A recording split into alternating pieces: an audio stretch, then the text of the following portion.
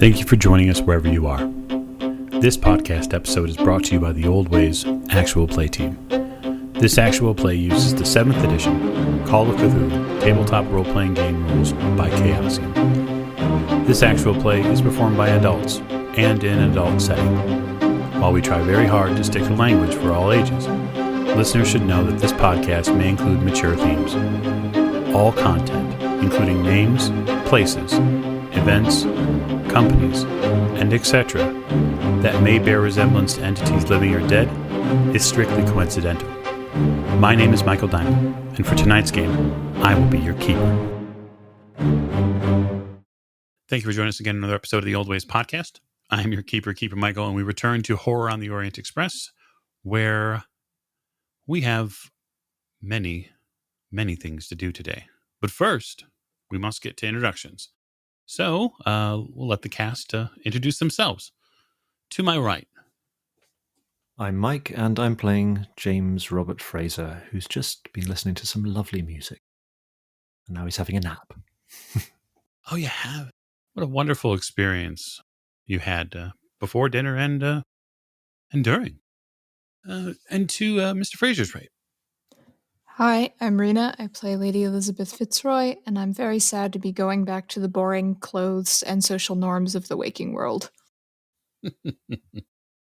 Well, at least you have the open invitation from Henry to return to the Dreamlands Express. That's nice. At the end of the table. Hi, I'm Giles, and I'm playing Simon Griffith, and I'm currently in the mode of can't sleep, tentacles will get me. I mean, you might not be wrong. You might not be wrong. To Mr. Griffith's right. Hi, I'm Miranda, and I'm playing Maggie Bellinger, and I can't wait to tell my friends about this fun dream I'm having. Oh, yes. I can only imagine what they'll say. And last but most certainly not least.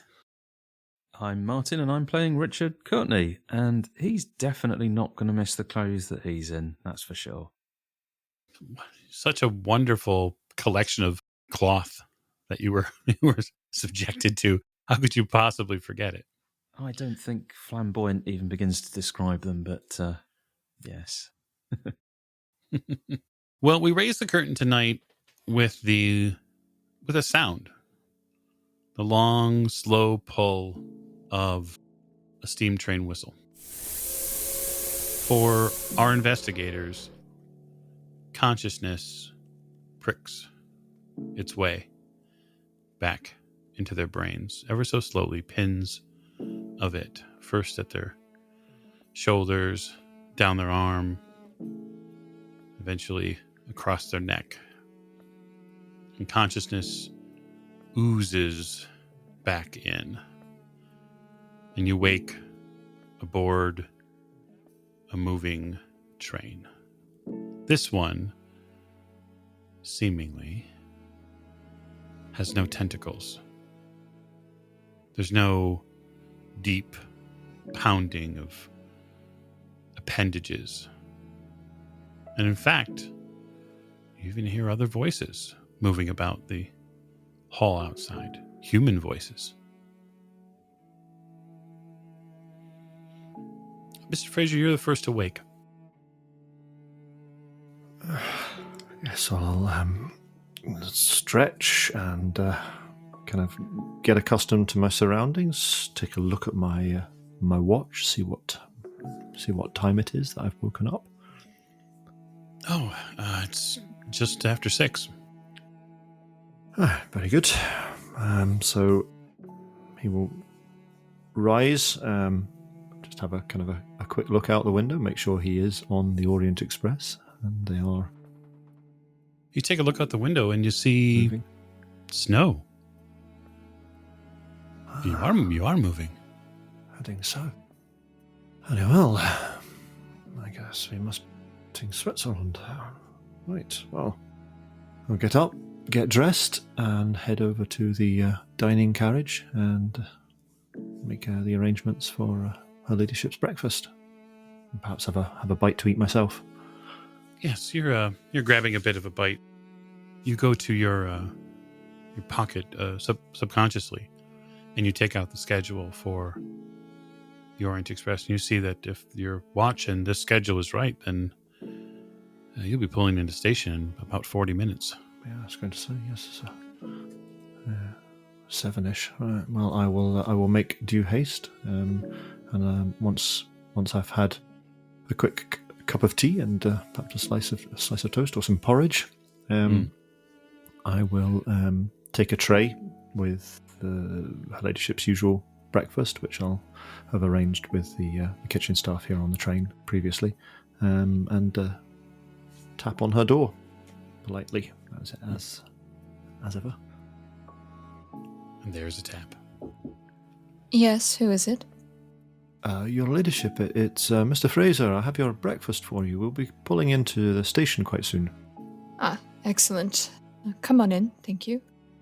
I've already been awake for about half an hour or so, and I've gotten dressed and started packing my things away for our next stop. So I've just been waiting for breakfast. Oh, I do apologise. I must have overslept. Yeah. I'll lay the tray down on the bed for you.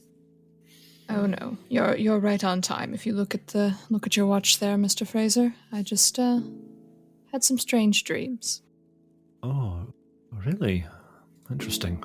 I had yes, I had dreams as well.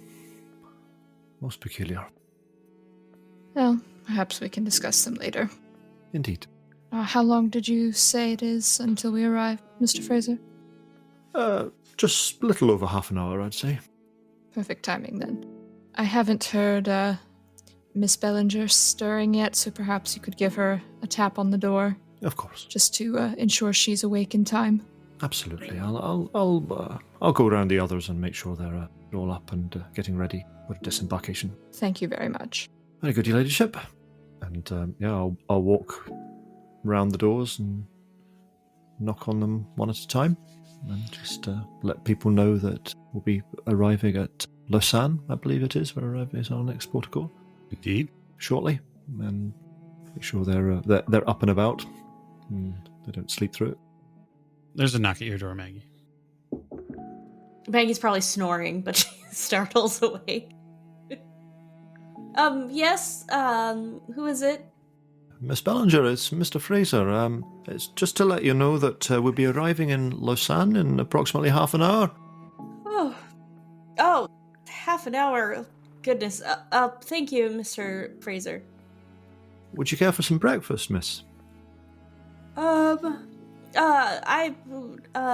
right now. I need to get ready. Very good, very good. I'll see if the others are awake. Oh, thank you. And I'll work my way through Richard and Simon's doors as well. Sure. Which one first? Just whichever one's closest. Sure. I'm going to say that Professor Courtney is first. I'm just trying to remember, were they sharing a room, or have they got individual rooms? I think they have individual rooms, but they are directly next to each other. All right, so they've got a connecting door. Conjoining doors, yeah. Well, I'll tap on the next door then anyway. Richard, there's a knock somewhere. It rouses you from your sleep, and there's something terrifying on your face. You feel it. It's something heavy over your head. What's this? You reach your hand up, and you feel the device on your face. I don't remember doing this. Professor Courtney, are you awake? Yes. Who is it? It's Mr. Fraser. It's Mr. Fraser, Professor Courtney. We'll be arriving in Lausanne shortly. Just thought I'd chap your door to wake you. Yes. Thank you. Very good, so. And once I know that he's awake, I'll do the same on Simon's door if he's got his own separate room. Yeah. Simon, you're awake as well from this tapping. You're a pretty light sleeper anyway. I was awake already. I was on pins and needles. I'm scared to look underneath my bunk. There might be tentacles there. All right. What is it, Jim? Simon, it's we'll be arriving in Lausanne shortly. just around half an hour or so, just to give you due warning. Great, thanks. Very good. Would you gentlemen care for some breakfast? Coffee, lots of it. I'll see to it right away. I'll have someone call with a pot of coffee momentarily. Thank you. So I'll head up to the kitchens and get them to make a big pot of hot coffee. Sure. You step up to the kitchens, and one of the member of staff stops you in the hallway and says, Mr. Fraser, is it? It is indeed, yes. Can I help you? So he tips his hat to you. We've just had to... I picked this from our post staff in Paris, but you were a bit out last night. He passes you a telegram. Oh, marvellous. Yes, I was expecting something. Thank you very much. One moment. The professor's a member of your party as well, yes? He is, yes. He's in the second door on the right there. Thank you. He nods. So I'll get a few coins to tip the boy with. He appreciates it greatly. And so if I haven't already been to the kitchen, I'll go to the kitchen and I'll tell them to bring a pot of coffee down to the rooms there, and then I'll go back into my room and take out my letter opener and slice open this telegram and read it. Well, hopefully this is some useful intelligence from the mother country. It definitely is interesting information. Short, but to the point. It seems that your investigator is continuing his work. Yes, brief and to the point. Well, I had rather hoped for a little more than this, but wheels are turning, at least. Wheels are turning. Good. There's a second knock at your door, Martin. Yes, I'll be along shortly. If you could just arrange for some breakfast or whatever, that'll be fine. Oh, of course, sir. I have a telegram here from you. I'm sorry. I thought you were somebody else. Could you just pop it under the door, please? Right away. You see the note come under the door. It's in an envelope. So Richard will take the device off of his face, wondering how on earth that got there. He doesn't remember anything along those lines. Yes. Perhaps that explains the strange dreaming. Perhaps. It's all a bit fuzzy. In fact, all of you kind of feel that way for the moment. Although, Mr. Fraser, you would distinctly remember Miss Cavallero's voice in the saloon last night before you'd gone to bed. Oh, yes, absolutely, yeah. Yeah, it's been quite a night. You're a bit haggard. You realize that now, taking that first bit of food, you realize you've had maybe 4 to 4.5 hours of sleep, and you're already getting off the train. Oh, 4.5 hours of sleep is plenty. Just managed on less. Indeed. So the group gets up and gets ready. The situation on the train, the inevitability of pulling into Lausanne, is going to prompt us to gather our things. But you all get the opportunity to either get something to drink or get something to eat before you get off the train. And you will have a moment or two to perhaps be in the same space before arrival. Probably fussing over things and making sure that you have your proper clothing. Absolutely. I am going to hail one of the members of staff and ask about making arrangements for hotel accommodation. Oh, yes, they perk up a little bit. There are several places which we could suggest. He takes out a small blue booklet. Did you have one of these? Do I have one of those? I can't remember. Oh, yes, it's a traveler's companion, of course. He opens the companion and kind of shows you some of the hotels that are there. There's one there just not too far from the station itself. That's a beautiful place, the Beau Rivage. It's of the highest class, he says. There's terraces and a park. And then just a bit up the first hill, as they might say there, the Grand Hotel Lausanne. And then as they go a bit further, the hotels are a little bit more accommodating, depending upon your desired expenditures. Which would you say would be your recommendation for Lady Elizabeth Fitzroy of Maplebrook? Oh, well, the Beau Rivage is unmatched in the city. Well, in that case, I shall take that recommendation under advisement. And are you able to assist in arranging reservations, or is that something we would do at the station when we arrive? Oh, you would likely do that either at the station or at the hotel itself. Very well. The reception of the hotel there at the Beau Rivage should be available just after 7:30. Marvellous. A question for you. Do you have the facility on board to wire ahead to our next destination? Perhaps I can make arrangements for our accommodation beforehand, so to make things a little more smooth when we arrive. Of course, sir. At the station themselves, they should be able to assist you at the offices of the Orient Express. Splendid, splendid. Thank you very much. Indeed. And I'll give him something for his trouble, and I'll mark the position of the hotel and that kind of thing, and go back to my room. All right. So the group of you get collected as the train pulls into Lausanne, slow and steady. The atmosphere here is a bit murky. It's cooler than you were expecting. It's, well, the morning air is something. The sun is struggling to rise and pierce this dense blanket.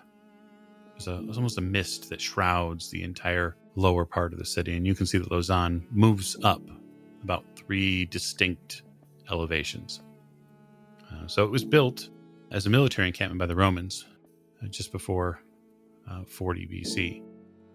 There is definitely something daunting about the atmosphere here. Maybe it's the mist, Lady Elizabeth, that you find unnerving. Maybe it's the chill in the air and the snow on the ground that you're not completely comfortable with.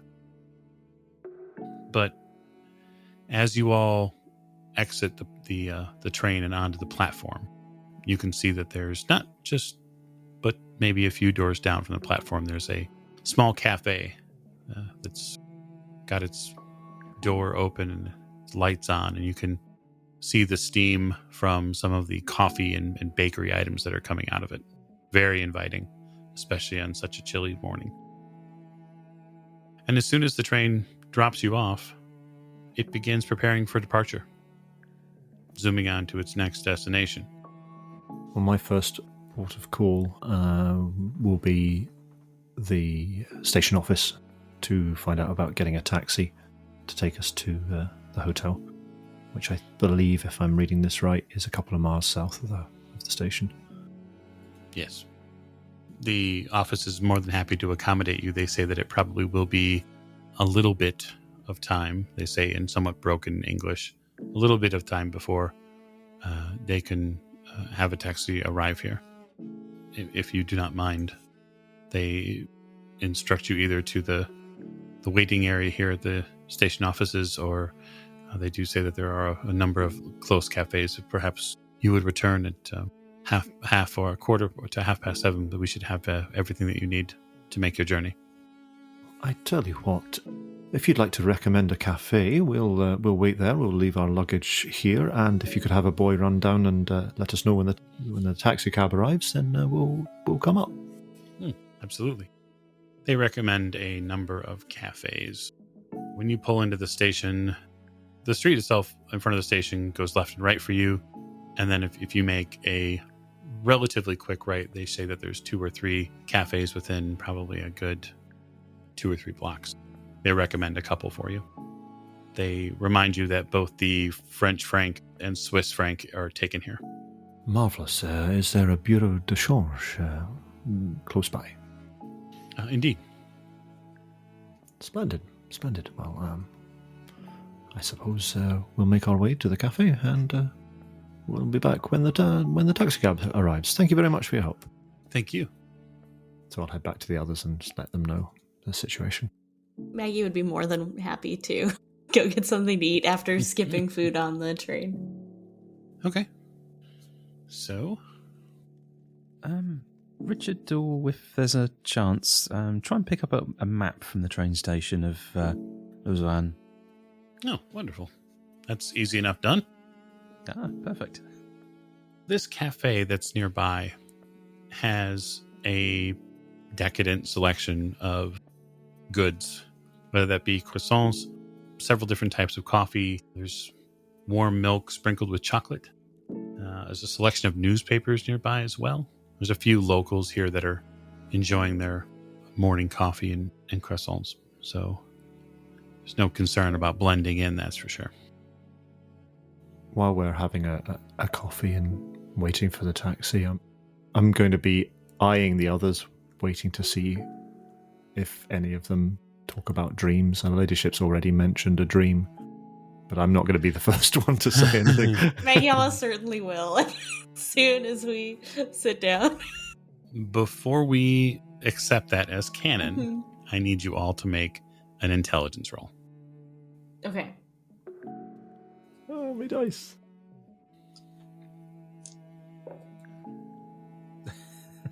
Richard rolled a 98. That is a roll you could push if you wanted to. Ooh, a 5. I got an 18, so hard success. Mine's an extreme success, so. I see that. I got a regular success, 64 under 80. Okay. Push it, Martin. Push it. I think I'm going to leave that one. Good call. Richard's discovered the device on his face, and I'm sure that he's convinced that he probably got a bit drunk and just tried it on, and the dreams are all related to that. I don't think he'd think anything else of it, so I think that fits what he'd imagine would have happened perfectly. Well, let me take the failed roll first. Richard doesn't remember what happened. He remembered that you had a wonderful night in the saloon car. You probably had a few too many drinks. Maybe you got back to the room and maybe it was a bit late. But yeah, last night past the saloon car is a bit of a blur for you. That really goes for anybody that failed their role. They don't have a good memory of the Dreamlands experience. I'm willing to push my roll. I'm just trying to think of how one would push an intelligence roll. I have a perfect method for you, sir. If you will just put a pin in it for a moment, I'll show you how we get there. Surely. So Maggie has an extreme success on her intelligence roll, which means not only do you remember all of the core aspects of being in Ulthar and the Cat City and the train and the conductor and the outfits and your raven friends or whatever that they were. Mm-hmm. You have such a deep memory of it. You also cannot help but remember how Mr. Fraser and Professor Courtney were dressed there. Mm-hmm.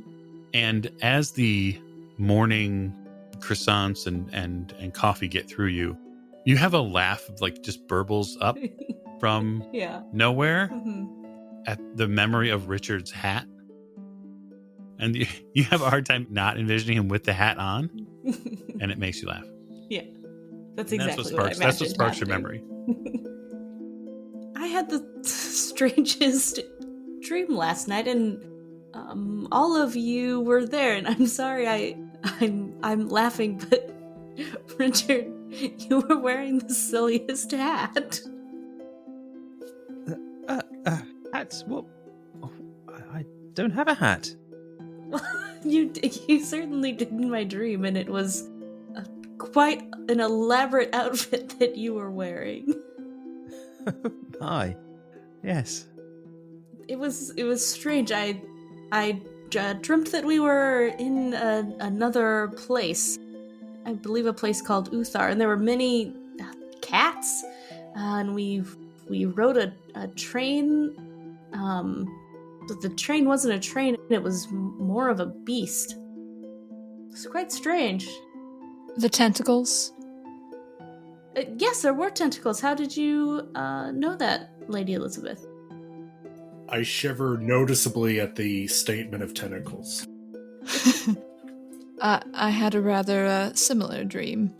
Ulthar, cats, strange clothes, tentacle train. Oh, was Richard wearing a strange hat in your dream too? I rather think he was, actually. And Mr. Fraser, you looked rather dashing as well. I remember I had a dream, but I'm just trying to piece it together in my mind. I'm not much of a one for remembering dreams, but I do seem to remember something about a hat. Yes, And yes. And You cats. made a cat very angry. I believe I had some sort of a mishap with a cat. You stepped on its tail, I think. Oh, good Lord, so I did. So I Wait, did. Yes, I remember that. I do remember that. Wait a now. moment. Are you saying that how- you both had the same dream as me then? It's beginning to sound a little bit like it, isn't it? And you're sure you didn't have a similar dream, Professor? What about you, Mr. Griffith? I don't like the tentacles. I dreamed of tentacles. He remembers the tentacles anyway. I don't recall very much. We had a drink and I woke up this morning with, yes, a little bit of a headache. And Richard's looking really abashed at the minute. He's embarrassed. Everyone's talking about this hat that he's got or that he's had. Oh, perhaps your hat in the dream was too tight. Perhaps that's what's giving you a headache. Yes. So I failed my intelligence check there, but given the mention of standing on cats and Richard's marvellous chapeau... Please, push. I shall push that roll and see what happens. An 11, I believe, is an extreme success, I believe. It all comes roaring back. Even the military uniform and the dinner. And that's when you remember that there were other travelers, dreamers, there.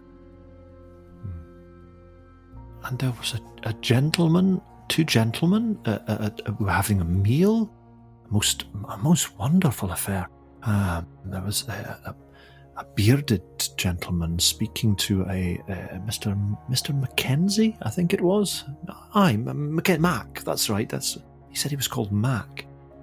And there was an old woman there as well. I wonder if these were all people who were on the train with us, dreaming, or if they were elsewhere.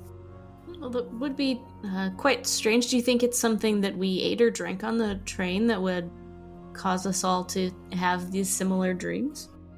Perhaps, aye, perhaps. Well, it seems like a rather elaborate dream to be drug-induced or anything of that sort, for us to have the exact same dream. And in such great detail. It's most perplexing. So then, you're saying, Lady Elizabeth, that we shared this dream instead of us having the same dream? Yes, that is what I am implying, or rather outright stating at this moment.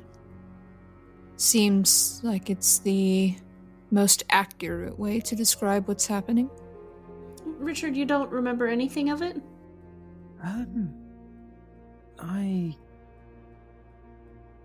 No. Well, if it makes you feel any better about the hat, Lady Elizabeth was quite scantily clad. Oh, I hadn't. Fraser blushes violently when this is mentioned. Yes, I rather think that that particular detail speaks to this having been a shared dream and not a any other sort of dream, let's say, having the same dream, because I sincerely doubt other people would have that particular detail. Would anyone care for more coffee? I'm just going to get myself another cup of coffee. I'll be back momentarily. I have this idea. I think you should all write these down without discussing this any further. And then maybe compare notes. I've heard of this effect where if you start talking about something to somebody else, you'll almost influence what they remember. But if you write it down individually and then compare notes, that can't have happened, if that makes sense. I pass over a notebook in which I've already written down everything I remember when I woke up this morning. Yes, very good. Excellent. Very, very scientific. Quite. It goes without saying that the coffee is very, very good, as are the croissants. You have a few other pastries here, Simon, that are, well, they're pretty phenomenal, actually. They're small, but they're very good. Maybe there's some sort of filler in them. You're not sure what it is, but it's pretty good. I'm feeling like eating light today because my stomach is still a little bit topsy-turvy from all these tentacles. Continue. I don't think the tentacles meant us any harm in the dream, Simon. That's certainly the impression that I got. As far as I recall, they were there to assist in some way. They were quite helpful. I don't want them to assist themselves inside of me. Oh, I don't think there was ever any danger of that. Did you have a bad experience with them? Did you look under your beds? In the dream? I think so. I can't quite remember now. Yeah, I did. I don't recommend it. Well, if it was only a dream, I don't believe that it can cause you any harm, Mr. Griffith. Or premonition. Granny used to say sometimes dreams were what's going to happen. And I definitely don't want to see any tentacles. Thankfully, I think we are in the mountains now. Is that right, Mr. Fraser? Indeed it is, aye. Indeed, as you can see from the weather conditions. It's a very beautiful country, Switzerland. Very beautiful indeed. Majestic. Are we going to be climbing some high mountains, Jimmy? I'm prepared to go so far as Jim, but I think Jimmy's a wee step too far, if that's all right with you. I do prefer James myself. I hear you. I assume it's all right to call you Simon, unless there's something else you'd rather I call you, or another term you'd rather I use. You can call me Simon. Grant. What are we doing here? We're looking for another piece of this thing, or is this merely a stopover? I remember there was the gentleman who wrote one of the libraries looking for all the information on phenolic, is that correct? I do recall, if you remember, there was a note that the doctor gave us when we were looking for the Comte's old house in Poissy. There was an Edgar Wellington had written the doctor a note. I believe he was from Lausanne. So I believe that is what we're doing here, right? Well, we do have an address. We have 50 Rue Saint-Etienne in Lausanne. Could start with finding out exactly where that is, I suppose. I had the foresight to ask for a map at the station. Would you care to try and find that? Oh, splendid. Yes, let's do that. Yes, there we go. From the station, as you look over your map, it appears to not be too terribly far. 1.5 kilometers or so, walking. Oh, that shouldn't take more than 20 minutes or so to get there. Well, that's very convenient. Should we delay this taxi we have coming? I fear that it'll have... No. I think we'll get settled into the hotel first. Let's not put the cart before the horse. In that dimension, Mr. Fraser, given the time on your watch, it being just, say, 7:15, it's a little unseemly to call on someone that early. In your estimation. Yeah, absolutely. Plenty of time. So the boy does eventually arrive. It's probably 7:30 when he tucks his way in his wool coat into the station and lets you know that there is a cab available for the group if they'd like to come back to the station. I'll thank the boy, tip him a few centimes. Mm-hmm. Well, shall we make our way to the hotel? Seems like the best course of action to do at the moment. Not much else one can do at 7 a.m. I'll head up the hill, make sure we've got the luggage that we need, make sure our porter's got it stowed onto the taxi, and head for the Beau Rivage. Okay, yeah. So you get a fairly nice, easy ride. Probably not the best of vehicles, but it beats the walk as far as you're concerned, Lady Elizabeth. Just given the incline of Lausanne, it does look like this is probably going to be a location you'll probably use the cane quite a bit, just because of the incline, especially if you have to go deeper into the city for anything. The grade gets steeper and steeper as you go. Not but 10 or 15 minutes later, with the traffic and perhaps somebody who's trying to get paid by the hour, you arrive at the Beau Rivage, and it is beautiful on the outside. They were not wrong about the terrace spots. There is a small park nearby as well, and it's rather beautiful. One of the other things that it seems to be tucked right next to, of course, and what is likely its biggest calling card, is Lake Geneva. And so from your position there at the hotel, you are maybe a block from Lake Geneva. And it's stunning in the morning here. It almost reminds you a little bit of some of the places that you've been before, Simon. Back in the States, you've been in and around large lakes before. And mountains. Mm-hmm. This feels almost like home, at least in a way. Feeling a little bit more relaxed. One thing I would like to have seen is if there was a possibility of getting a thermos or some kind of container of coffee with me. The cafe doesn't have anything like a thermos. I don't even think they would probably have traveling mugs, for that matter. If Simon mentions it, I'll suggest that the hotel will probably be able to furnish him with something like that. Yeah, that's probably a good idea. Take a few deep breaths of the mountain air, and I'm feeling a little bit more calm.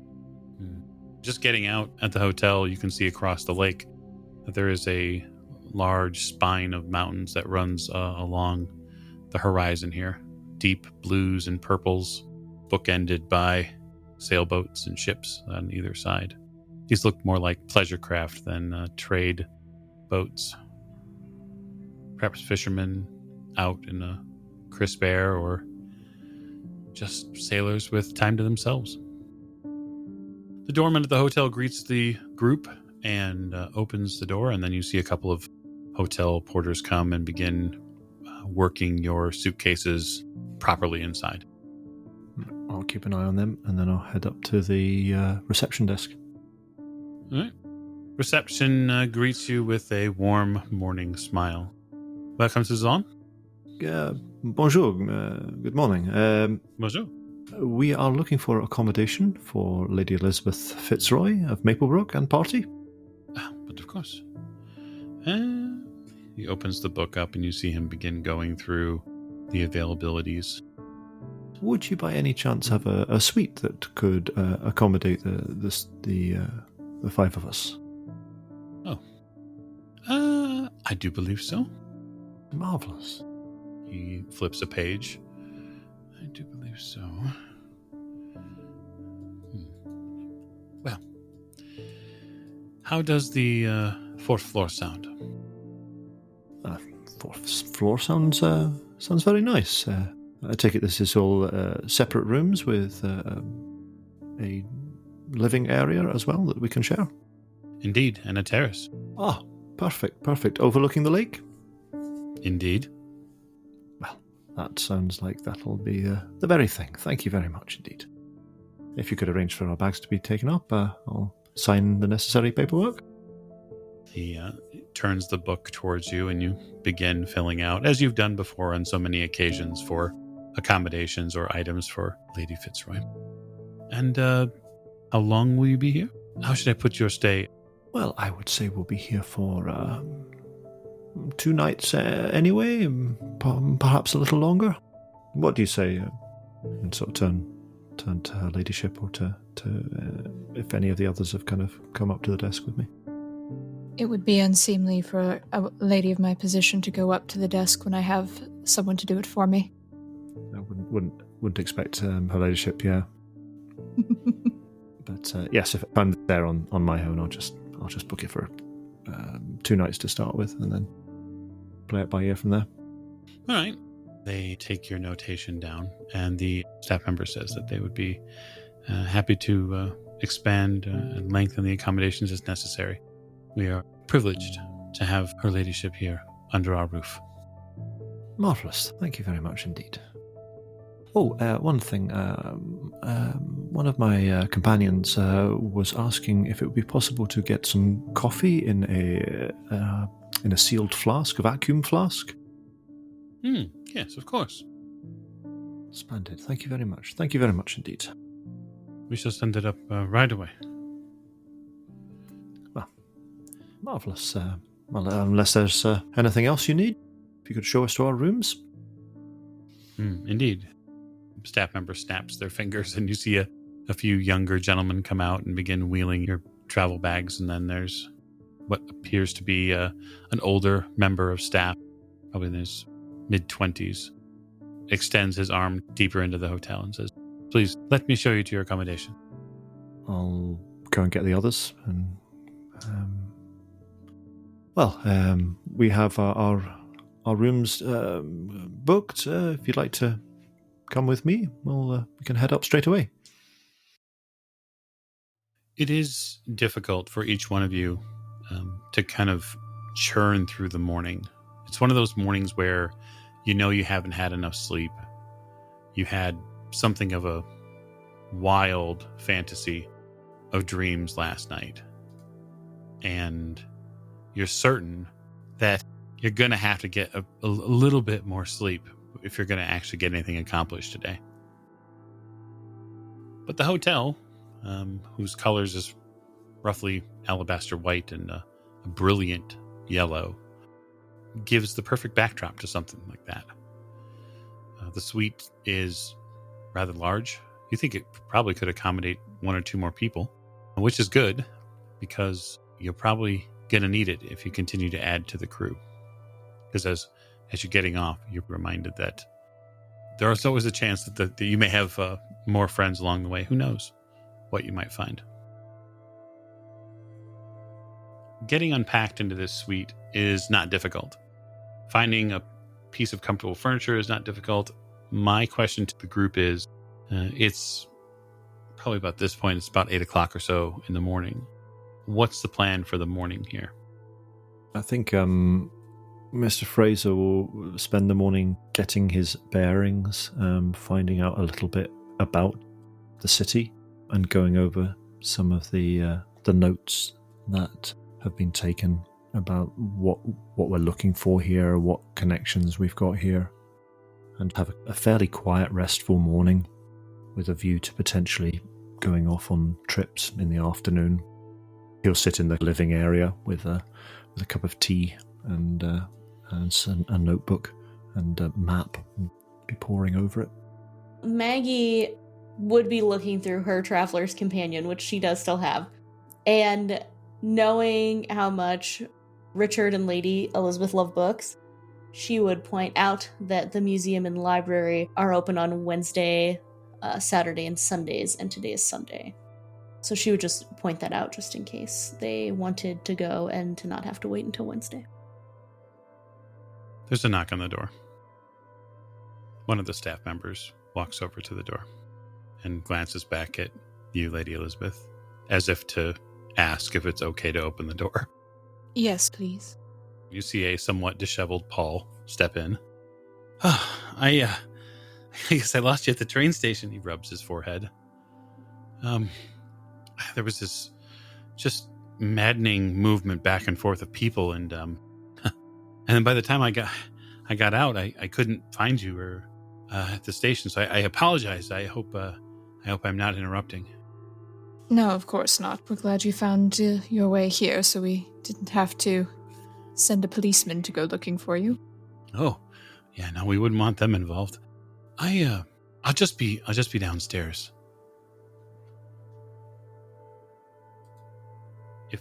if any of you should need of anything. Do you have a room booked for yourself? That's what I'm going to attend to. I'll come down with you. I'll see to it. Oh, well, thank you. I want to see if they've got a newspaper as well. I should only imagine that they would. I'll get up and join Paul. Head downstairs with him.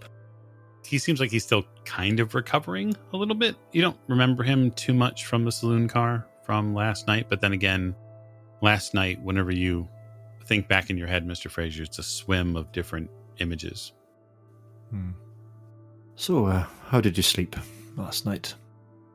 Well, there's quite the sound from the saloon car over there, but I managed to get some sleep.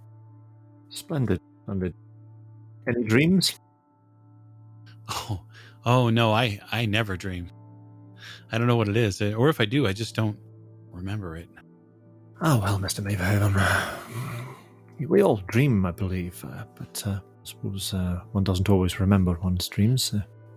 Now, I'm not sure if there's going to be a room on the suite, but I'll try and find you a room on the same floor. How does that sound? Oh, I mean, I'd appreciate that. I'd be fine with just a room on the first here.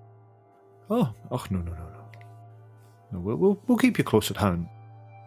Perhaps he should bunk with the professor? Oh, Simon, you're there. Feeling a little bit better now. I'm a little bit more awake. Jolly good. Did you get your flask of coffee? I did. Thank you very much, Jim. It's appreciated. No trouble at all. As I was saying, maybe we should put Paul with the professor. 2 educated men. Well, we all have our rooms at the suite, so I'm not sure if we have enough rooms there. Just whatever is the easiest. No, we'll get you a room as close as possible. We'll get that sorted out. Maitre d' Hotel eyes you again. Oh, yeah. You're back, Mr. Fraser. How may I assist you? Indeed, yes. This gentleman beside me here, he's looking for a room as well. Would you have one on the same floor as our suite, or on one of the adjacent floors? They opened the book again and flipped through it a bit. I have one about 5 suites down. It's a smaller room, but it should serve his needs. Marvellous. I trust it is of a high standard. Oh, of course. Very well. Well, Mr. Maverhaven, would you like to deal with this, and we'll get someone to take your bags up? Oh, absolutely. And you see him begin to take care of some of the sundry paperwork. He does bill it to Lady Elizabeth's party. Oh, are you sure? Yes, quite sure. The staff member smiles and walks him through the paperwork. And you must remember to let us know if you're heading out, or if you're wanting to head on or anything. Well, I'm don't want to lose you again, eh? No, sir. I am under the hire of Lady Fitzroy, so I shall keep you appraised of Lady Elizabeth. Lady Elizabeth. Just to keep you right on the nomenclature. Yes. I apologize. No, not at all. I'm not. Don't you worry. I mean, well. Of course. It's a minefield. It's a minefield if you're not used to the social niceties. But I'll keep you right. Wonderful. After some paperwork, he heads back up towards the same floor, and they get him settled into a nice room. Once he's been in there for a few minutes, I'll go and knock the door and just check to see that it's to his liking, and cast my eye around it as well, briefly if possible, just to make sure it's okay.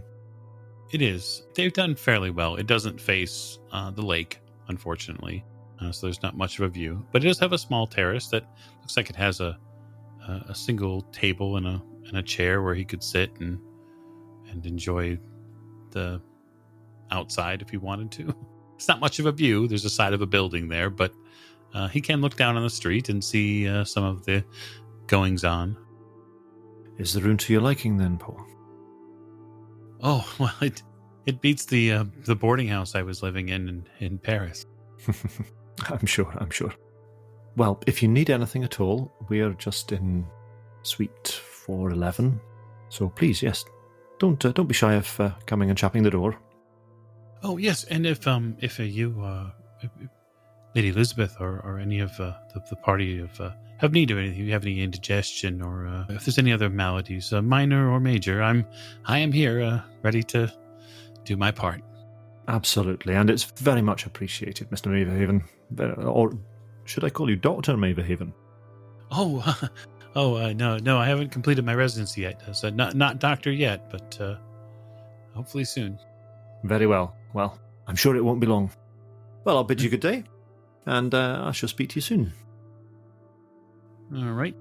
Richard, Maggie, the rest of you back in the hotel room. What are your plans? I assume, anyway, and I don't want to make assumptions, but I would assume that given the lack of sleep, perhaps the movement about, I would imagine that Lady Elizabeth is going to have a bit of a lie-in this morning.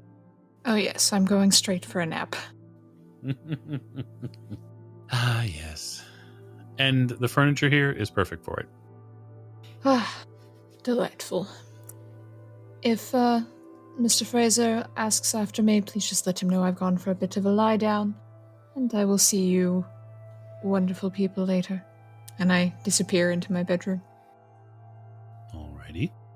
Oh, I was going to ask about a newspaper as well. Yes, I'll see what British newspapers they have at the front desk. Yeah. These are probably not from today. These are probably from a couple of days ago. Just because there's distance now between here and London. But you have some news there. Okay, well, I shall see what the headlines are, and if I can bring up a newspaper up to the suite, then I shall do so, and I shall sit, pack my pipe, open the newspaper, and catch up on relatively current events. Yes, that seems like a perfect way to spend your relaxation morning.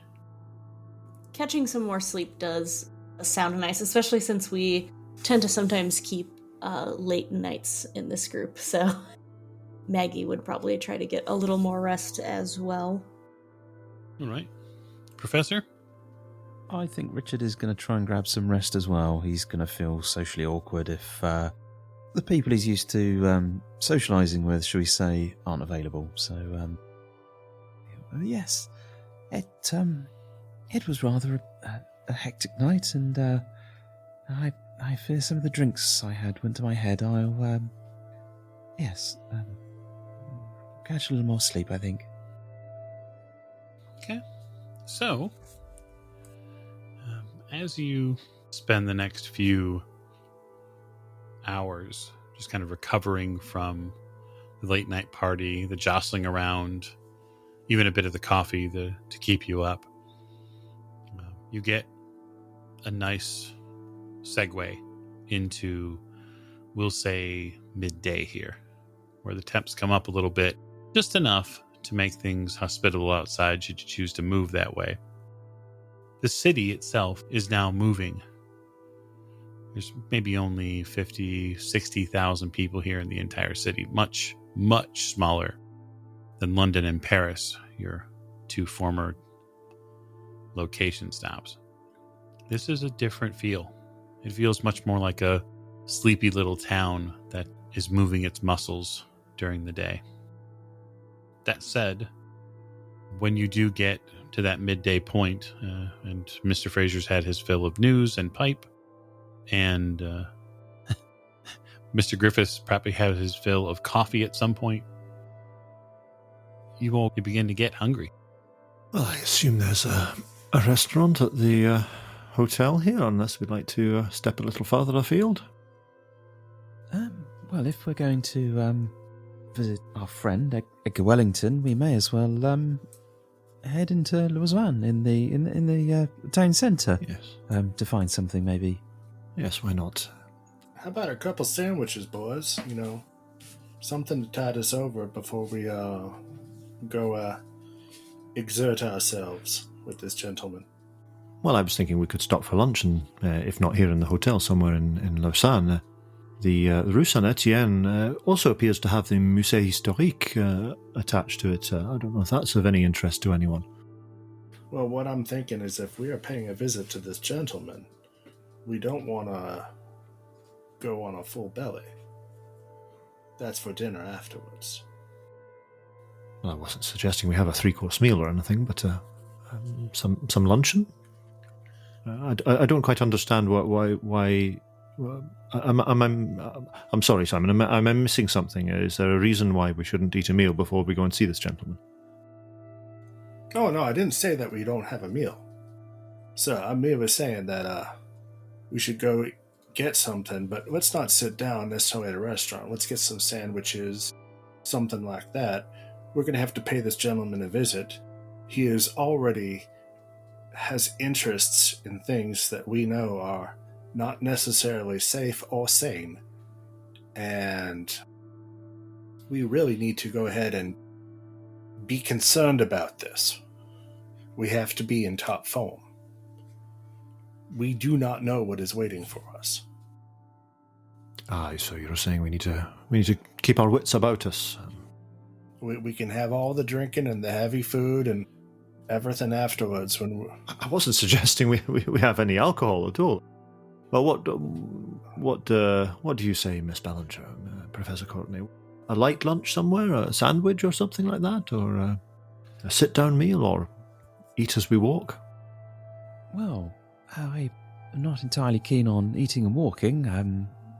Maybe a sit-down, but perhaps this road that we're looking for may have a cafe, and it possibly serve our purposes to find somewhere that overlooks number 50. If you catch my meaning. I do indeed, where we can watch the comings and goings. Yes, we need not fill ourselves, but maybe a coffee and a light pastry. Yes, that does sound right. Perhaps I woke up with my arm is sore. I wonder if I should have Paul look at it. My elbow. I shall get him for you right away. Can't have you having an aching elbow if we can avoid it. I mean, after all, we do have a man to see to that kind of thing. Yes. Now, Mike. Yes. I have stored the arm, stowed it away somewhere. Correct? Indeed. Well, I should ask you. What have you done with it? Yeah. Well, I wouldn't be walking around with it open, but I would probably have it carefully, tucked into a suitcase. Yeah. Possibly wrapped in something. While Mr. Fraser goes to get Paul, I would like to, if I can, have a little peek at the arm to make sure it's okay, since we've learned that sometimes it hurts, I hurt. Yes.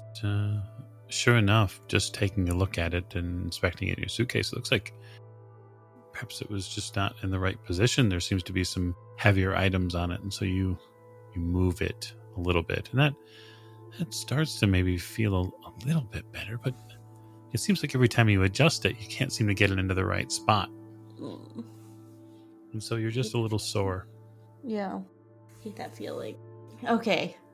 I'll still have Paul look at it, and I'll probably make up some story about sleeping on a rung and an old tennis injury. Oh, yeah. Paul brightens a bit, and he begins examining your arm and elbow. He's very careful. He's very professional. He's cautious around all of you, it seems. He seems more like a young man who's just trying to do a really good job, so he's being overtly careful. Mm-hmm. Let's see here. Okay, yeah. Yeah, there is a bit of stress on the tendon here. He puts his index and middle finger together and then begins to rub the muscle right above your elbow. Just a little bit. Okay. Does it hurt? Actually, it doesn't. Okay. It starts feeling good. Paul. He does it for maybe 15 or 20 seconds and then says, there's a technique I can show you. It might help. my mother used to play tennis when I was a kid, and she used to always get the same sort of reaction. Yes, that would be greatly appreciated, Paul. I'd like that. Well, yeah, whenever you have time, we can go over it. He takes a bottle out of his doctor's bag. There's a cream here that you can use that might help the ligaments release a little bit. I think what's happening is that either whenever you slept on it, it's tensed them up now, and you can tell here. You kind of gently taps along your forearm from the elbow towards the wrist. You can tell here there's just a lot of tightness there. Oh, yes. Yes, I can tell. And this cream will help ease that a bit? Yeah, just apply it twice a day, and if you need anything else, just let me know. Oh, yes, of course. I'll check back in with you about those exercises. Wonderful. Paul scoops up his stuff and quietly exits the room. You didn't mention your arm earlier. I'd assumed that had abated. Oh, well, this seemed to be a different feeling. My arm was feeling fine for a while, but it was just when I woke up now that I had the pain. I did check I checked the arm, and it seems to be fine. You didn't try putting in a plant pot again, did you? No, I did not, Richard. No. Well, best take care of it anyway. Yes, it is. It's feeling better now. Possibly just a side effect of, well, everything else that's going on. Have you tried sort of tapping it again just to see if that connection's still there? No, but as I moved it in my suitcase, it did still seem to be connected to my arm. Oh, I will give that some thought. Yes. Richard's looking very worried. I'm sure it'll be fine. We have to carry on with the task at hand, and we can worry about it later. Yes, it is most unusual. So, heading out then? Yes, I'll go and knock on her ladyship's door after a reasonable time for a morning nap. Yeah, she said 3 or 4 hours. Yes, Mr. Fraser? Your ladyship, we were thinking about either having a spot of lunch here in the hotel, or possibly heading into town and find a cafe overlooking the road where this gentleman is hopefully still resides, and with a view to possibly going and seeing him this afternoon. How does that sound to you? That sounds like a marvelous idea. Definitely go out from the hotel, I think. Just give me a few moments. Well, I'll go downstairs and arrange for a taxi into town then. That should hopefully be here by the time you're ready to go. Thank you, Mr. Fraser. And when he steps away, I'm going to switch out my shoes for ones with a lower heel, not super socially acceptable at the time, but they're better for me. And I noticed all the sloping and everything. I'm going to slip on a knee brace on my right knee under my dress. No one will see it, but it should help with the stability a little bit. All right, that sounds reasonable.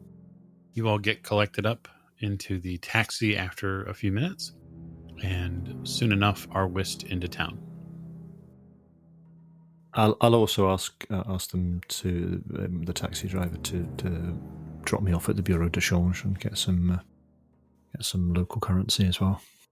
Oh, if you mention it to the hotel staff, they're more than happy to accommodate you there. Oh, perfect. That's even better. That way you don't have to fuss about with another stop. Could I have £10,000 worth of Swiss francs, please? Oh, let's just hope that Richard's suitcase doesn't make its way down here. Mr. Moneybags. Yes.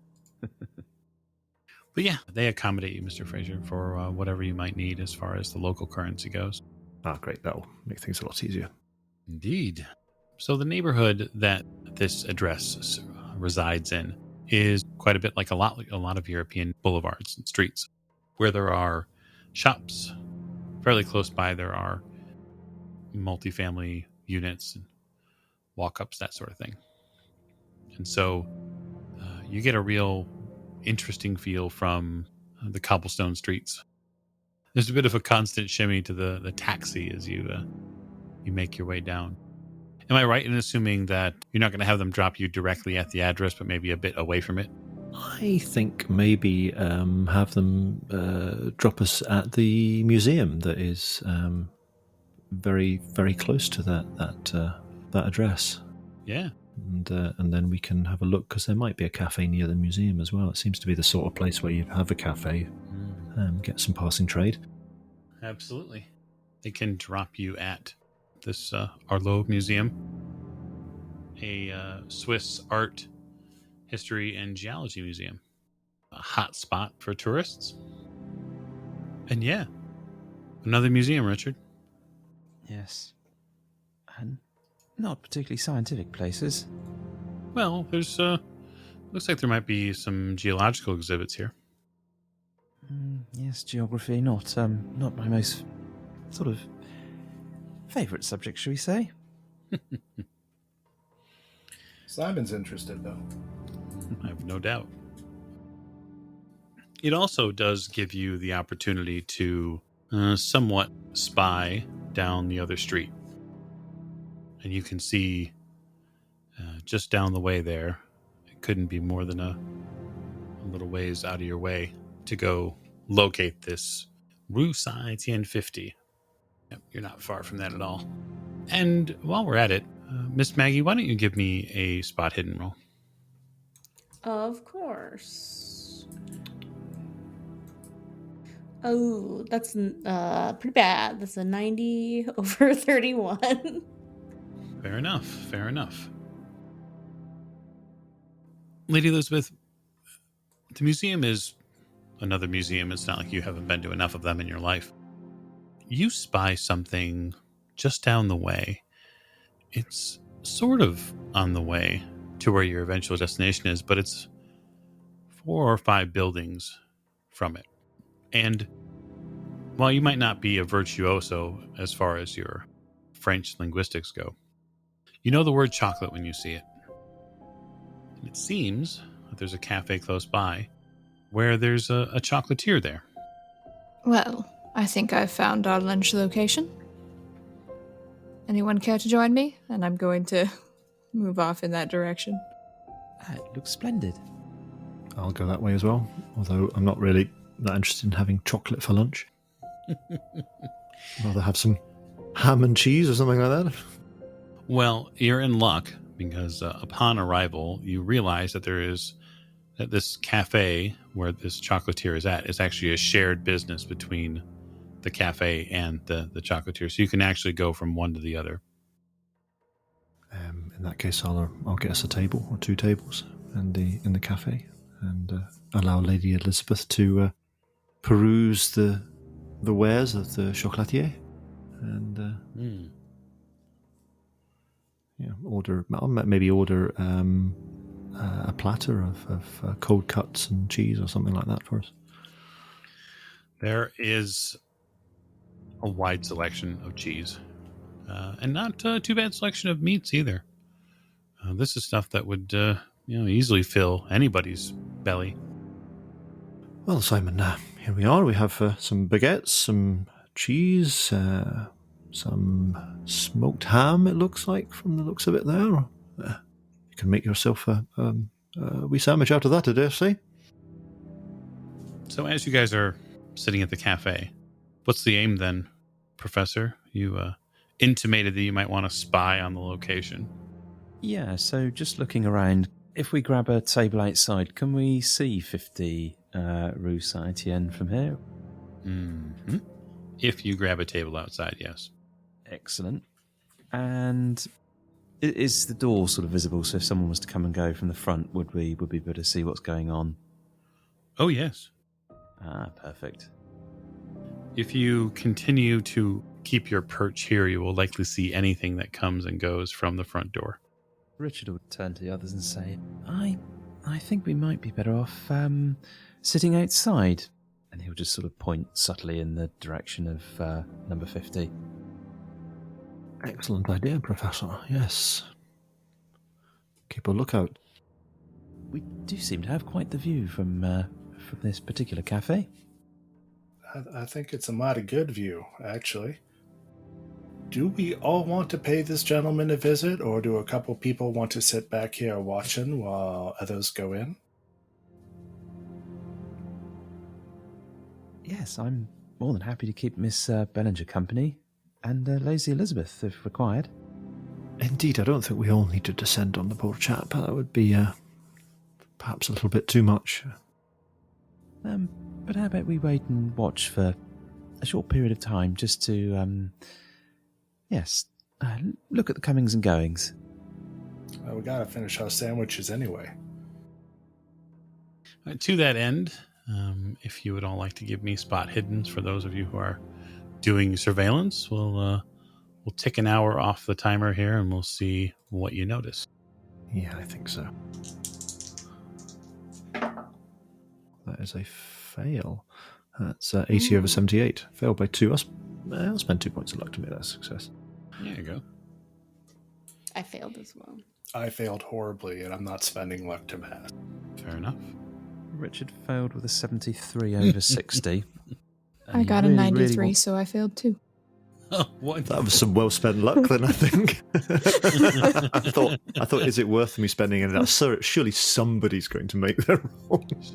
Fails all around. It is very rare for this team to have everyone fail. That's very rare. And it didn't happen, so... Richard really wants to sort of get in on this. It was his idea, and he really wants to see what's going on. So he's gonna try and move his chair around a bit in a really awkward position at the table, just to get a good view. Yeah. Go ahead. Come on, push it. Oh no! Yes. 92. Oh, Yes. this is where Richard falls off his chair. Wonderful. Miss Fraser, you are staring fairly intently down in the direction, not directly at the front of this business at number 50. You're enjoying your second relaxation moment of the day, which seems a bit strange. I've also spotted that there's a rather splendid-looking cathedral up the road. I think I might go and see if I can get some time to myself to go up there at some point. But in the meantime... Something has grabbed your eye, and that is a gentleman exiting the door there. There's a bit of heavy traffic for the moment, given the time of day in front of the door. And so you pick out just at the right time somewhat of an older gentleman. He seems probably in his mid to late 50s. He's got well-cut hair. He's dressed fairly well. I will nudge Professor Courtney with my elbow just as he's moving his chair to alert his attention to what's going on. Richard, the nudge comes literally at the worst possible time. You've got cup in hand, and you're trying to move your chair and not spill the coffee from the cafe. And you've also got, in the other hand clutched, is the sandwich that you're trying to make sure you can get something in your stomach. And literally everything just unravels in front of you. Miss Fraser tries to get your attention with just a bit of his elbow. Hey, look over here. And the cup tumbles off and into the street. When it tumbles, you try to recover it, not thinking that, oh, right, it's a hot beverage. And so you get scalded back by the liquid and thus drop the sandwich plate, which shatters all over the ground. And in a desperate attempt to stop that from becoming a complete folly, the chair that you're moving tumbles out of your hand. And while it doesn't tumble very far, the entire event twists you around into a wonderful Bavarian pretzel, and you land in a puddle of your own making outside the chocolatier. Drat. He just looks up and laughs. Yes. Anybody for another coffee? You pick that sandwich up, dust it off, and go back, sir. Are you okay, Richard? I'm fine, I think. It wasn't my intention to wear lunch, but there we go. If you've quite finished fooling around, Professor Courtney, I think I've spotted someone. Oh, have you? Indeed, he walks right past you all. Reasonably smart suit, well-dressed gentleman who stops at a nearby store and buys some cigarettes. Does he stare at Richard as he walks past? No, he doesn't pay the group of you any mind. Hey, Jim. Aye. Do we want to speak to him, or do we want to investigate his place of residence? Or both? Well, that's a very good question. I think maybe we could commence with speaking to him, assuming that that is Mr. Wellington. Do you want to go up to him and ask? I suppose confront him. How would you do it? You're the polite one here. Well, I think we all have our particular ways of being polite. I mean, I'm happy to go and speak to him, but unless would somebody else like to do so? I don't want to overstep the mark. Tell you what, how about you go ahead and speak to him, and I'll clean up the professor here. Well, thank you for the kind offer, but something a little unorthodox has come to mind, which we might consider. What, you have coffee on your butt? Well, yes, quite. Surely if one of you was to entertain him and ask him questions, that would suggest that his flat or apartment or place of residence, whatever that is, would be empty. Before we carry on on this particular train of thought, are we assuming here that this is somebody who we should be wary of, and we should make our way surreptitiously and into his apartment and search it? I mean, is this the way we want to proceed with this illegal activity at this stage? My concern is if we approach the man and ask him questions, then surely that would put him on edge. And if there's something to discover, maybe, I mean, he appears to be searching for the same thing that we are. Perhaps he's already found something. If we were to tip him off, as it were, he may move something. Are you assuming that he is looking for this thing with less than honourable intentions? I'm sure I have no idea, but the professor was quite clear about its nature, and I cannot imagine anyone looking for it that had good intentions. Can you? Well, there's us. Well, let me go ahead and intercede here between the two of you. All right. I understand what you are saying, Professor, but we don't know precisely what we are looking for. On the other hand, I do agree with you. It is better to be safe than sorry, so let us assume this gentleman is a bit shady. Fair enough, everyone?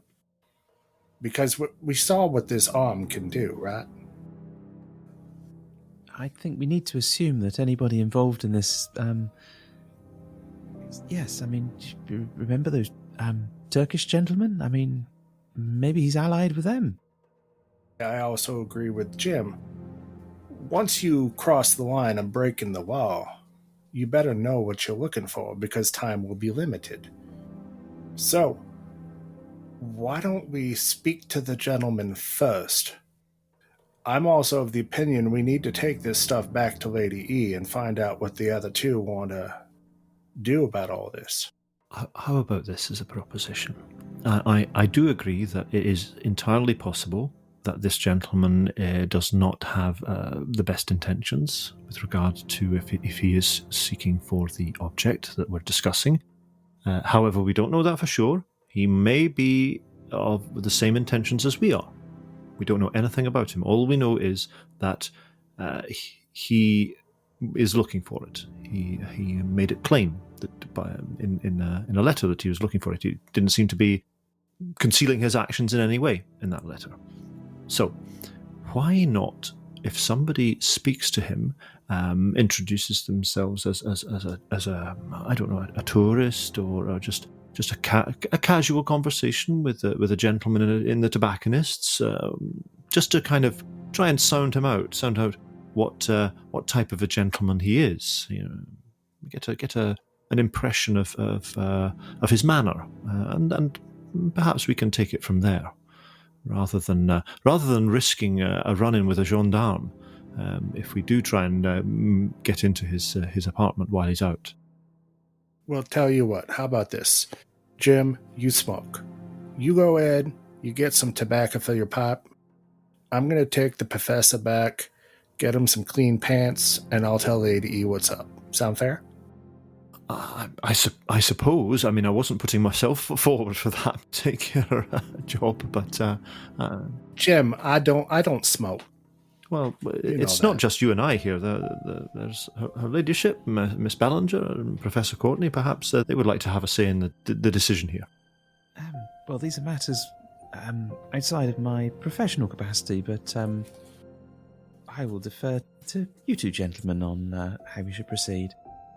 Well, it strikes me, and please don't take this the wrong way, Miss Ballinger, but it strikes me occasionally that an attractive young woman engaging in conversation with a gentleman can sometimes perhaps put them a little off their guard, and it may be a way of ascertaining a little more information from the fellow, if you catch my drift. Well, not every gentleman is put off guard by speaking to a attractive young lady, but I do wonder whether or not this is the kind of situation where we need to use a hammer, or if we could use something a little more subtle. My dear Miss Bellinger, I'm quite certain any young gentleman wouldn't know quite what to do, and would be, indeed, wrong-footed by being suddenly confronted with your charms. That's quite possible, but I'm just thinking that we may be in the right to speak with him first. We don't have to talk to him directly about anything that we have found, but there are maybe better ways of getting information than breaking into the man's house. Which is exactly what I was thinking, Miss Ballinger. Exactly what I was thinking. And engaging the man in polite conversation might be a way of, I don't know, what is the phrase now of I'm not sure that polite conversation is in Mr. Griffith's wheelhouse. Miss Bellinger, I think you should be the one to make the approach. Is that how they say it? I'll vote for Maggie. I practice percussive investigation. Well, I am up for the task. Why don't I accompany you across the road? I need some tobacco anyway, and if you need any assistance or simply if having an additional pair of hands on hand, so to speak, is of use, then I'll be there. Wonderful. That is a perfect time to call it to a close. So we'll pick up next session with probably a very interesting conversation in Lausanne. So we will catch you all next episode. Thank you so much for listening, and have a wonderful day where you are.